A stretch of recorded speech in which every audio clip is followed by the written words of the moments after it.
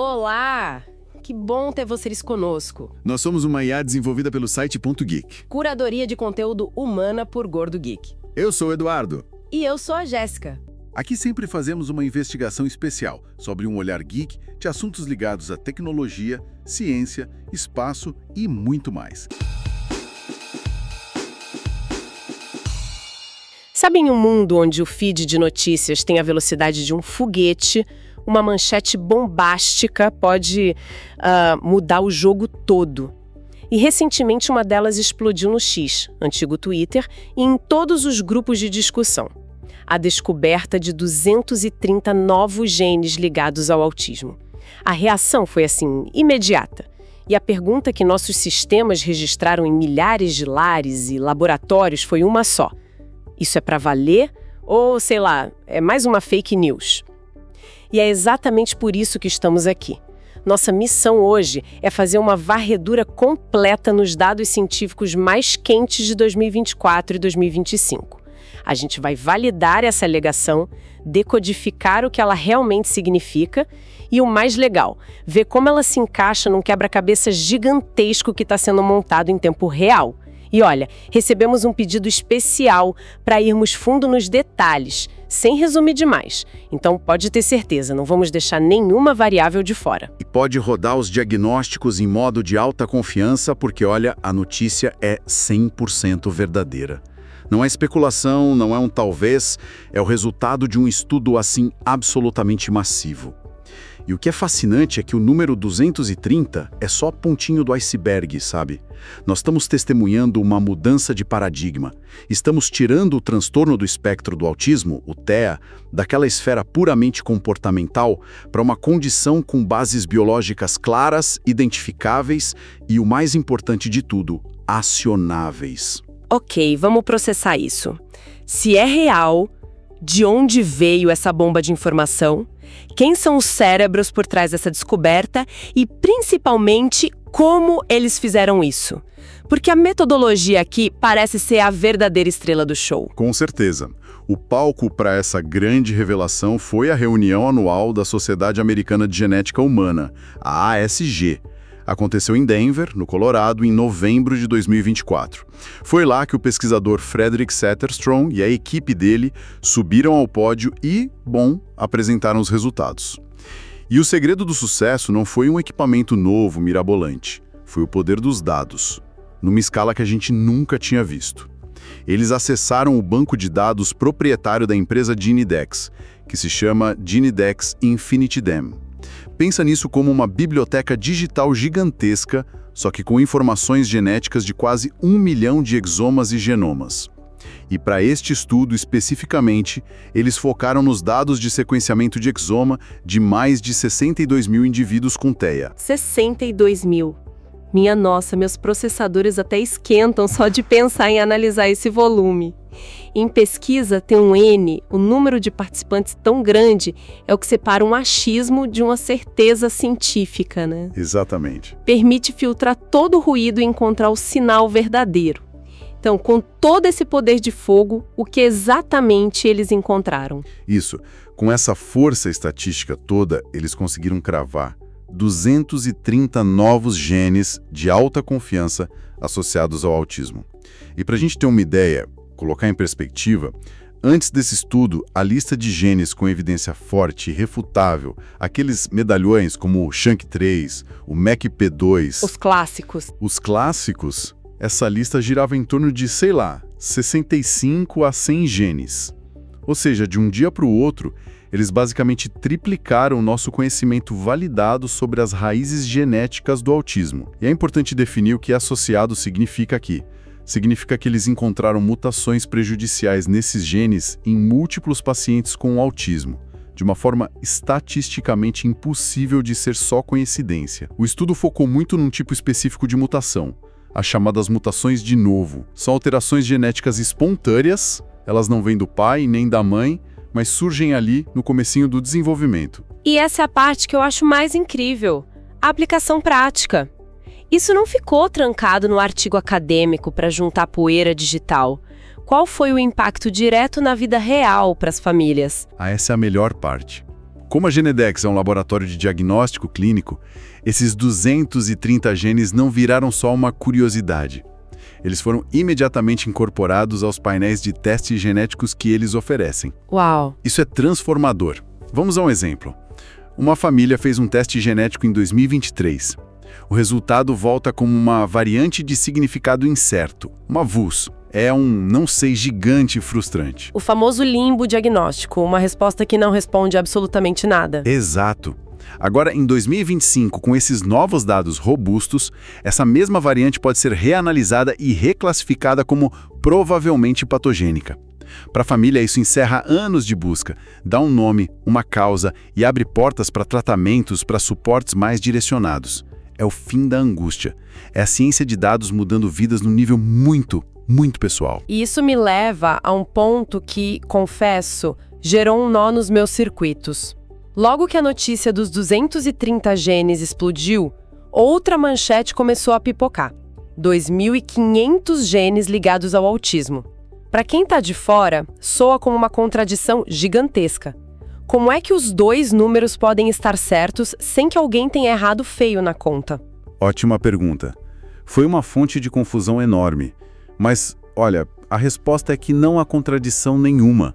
Os dois números estão corretos, mas vêm de estudos diferentes, com metodologias e objetivos, assim, completamente distintos. É como comparar o trabalho de um detetive na cena do crime com o de um analista de inteligência prevendo futuros alvos. Os dois são cruciais, mas operam de formas diferentes. Ah, boa analogia. Recapitulando. Os 230 genes da Genedex são o trabalho do detetive. São baseados em observação clínica direta, em mutações encontradas em 62 mil pacientes reais. É a prova na mão, a certeza diagnóstica. É o chão firme onde a gente pode pisar hoje. Já os 2.500 genes vêm de outro estudo espetacular, publicado em julho de 2025 na Nature Genetics, por pesquisadores da Universidade de Princeton e da Simons Foundation. Eles foram os analistas de inteligência. Em vez de olhar paciente por paciente, eles usaram inteligência artificial. Eles treinaram um algoritmo de aprendizado de máquina para reconhecer todas as características dos genes de autismo que a gente já conhecia. Depois soltaram essa IA para caçar no genoma humano inteiro outros genes com um perfil parecido. Ah, agora a lógica se encaixou perfeitamente. Adorei a analogia. Então a Genedex nos deu os culpados condenados com a prova irrefutável na mão. Exatamente. E a turma de Princeton nos deu uma lista de suspeitos altamente prováveis, um perfil que agora direciona as futuras investigações dos detetives. Faz todo sentido. Exatamente. E o mais legal é que muitos dos 230 genes condenados pela Genedex já estavam na lista de suspeitos da IA de Princeton, o que, valida as duas abordagens de forma brilhante. Uma confirma a outra. E falando em criar perfis, a ambição do estudo de Princeton foi ainda maior. Eles não queriam só listar genes. Eles usaram essa genética toda para tentar redesenhar o mapa do próprio autismo. Isso me parece uma mudança de paradigma. É uma mudança tectônica. Por décadas, o autismo foi visto como uma condição única com espectro de severidade.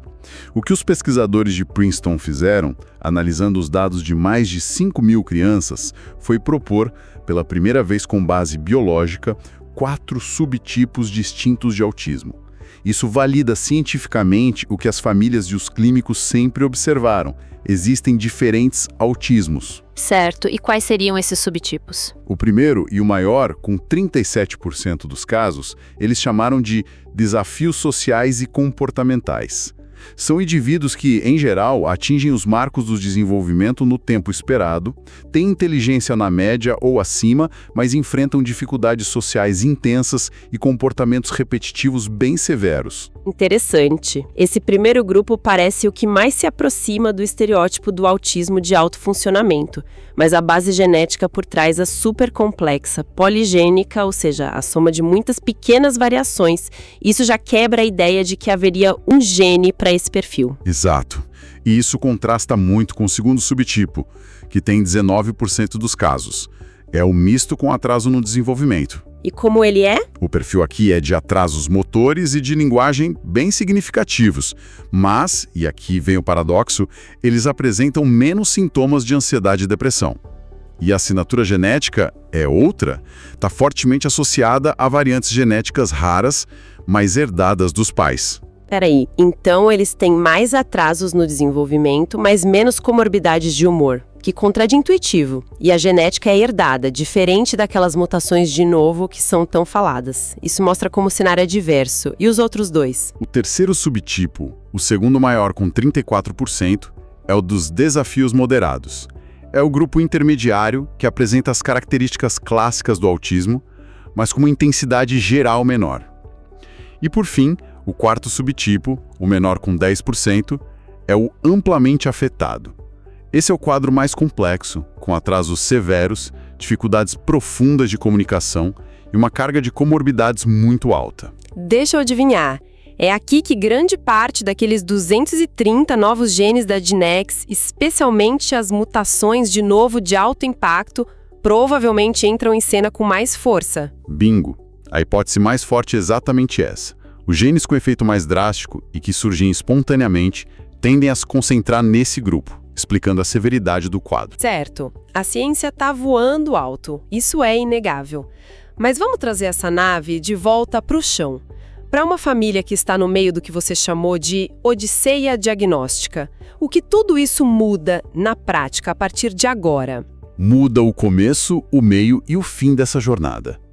A principal mudança é o potencial fim dessa odisseia, daquele percurso exaustivo de anos, de especialista em especialista sem respostas. O material de pesquisa ilustra isso com a história real de um menino chamado Oliver. Aos 15 meses, ele começou a perder marcos do desenvolvimento, aos 2 anos, não falava. Recebeu uma chuva de diagnósticos, atraso global, autismo, síndrome de Duane, miopia, uma confusão. Essa história é de arrepiar. 4 anos no escuro, colecionando rótulos que não se conectavam.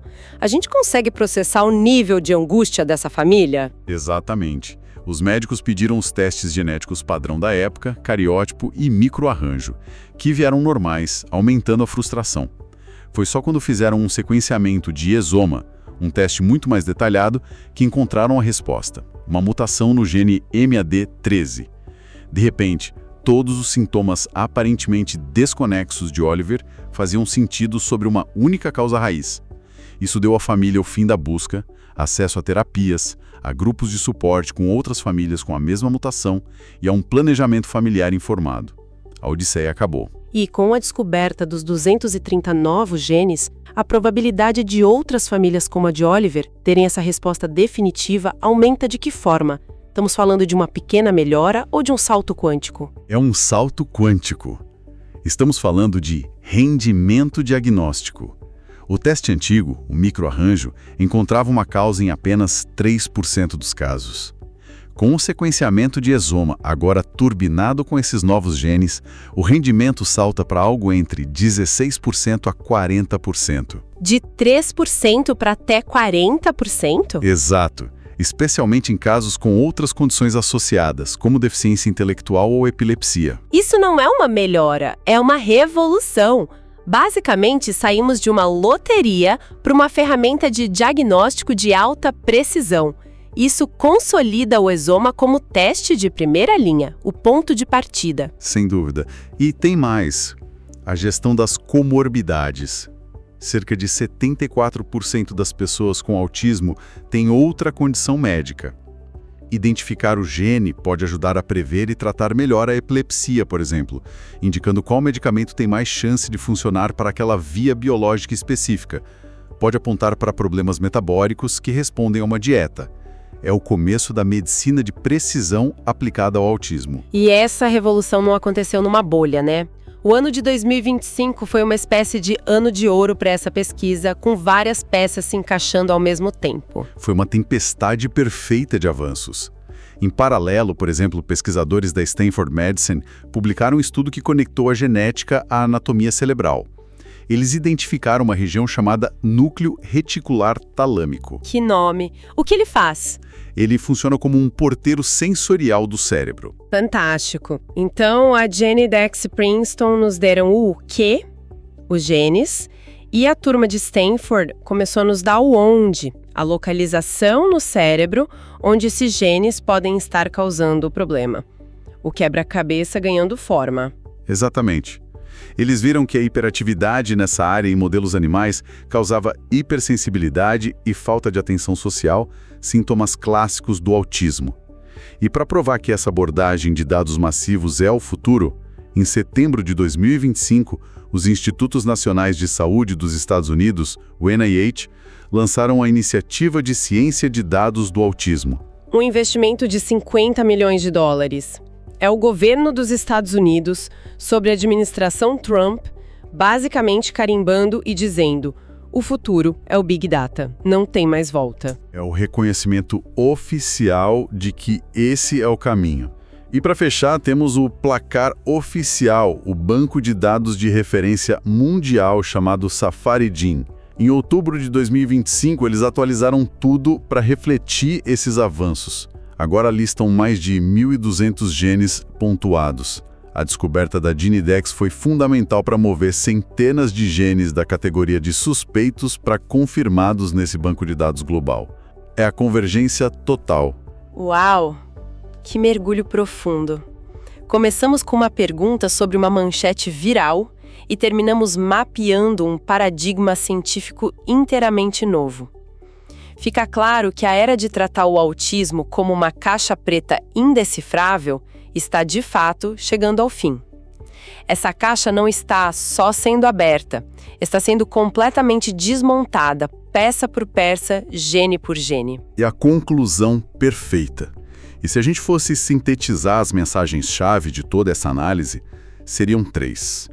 A primeira é de validação. O autismo tem bases biológicas profundas e complexas. Essa avalanche de dados é a prova definitiva de que não é culpa dos pais ou do estilo de criação. A segunda mensagem é de esperança. O diagnóstico genético está mais rápido, mais preciso e tem o poder real de encerrar anos de angústia e incerteza para as famílias, como a gente viu no caso do Oliver. Chega de não sei. E a terceira, sobre o futuro, o foco aqui não é uma cura para apagar a identidade autista. É sobre desenvolver tratamentos personalizados para aliviar o sofrimento que pode vir associado, como a epilepsia, ansiedade severa, questões gastrointestinais. É permitir que cada indivíduo atinja seu potencial máximo, com suportes desenhados para sua biologia única. E isso nos leva à reflexão final do material. A genética não define o destino de ninguém, mas, pela primeira vez na história, ela está nos dando um mapa detalhado para finalmente podermos navegar o terreno. Esperamos que essa nossa discussão detalhada tenha sido útil e, claro, interessante para quem nos ouve. E se você gostou, não esquece, deixa seu comentário, curte, compartilha com os amigos, isso ajuda muito a gente a continuar trazendo essas informações e análises. É isso aí. Muito obrigado pela companhia e até a próxima. Tchau!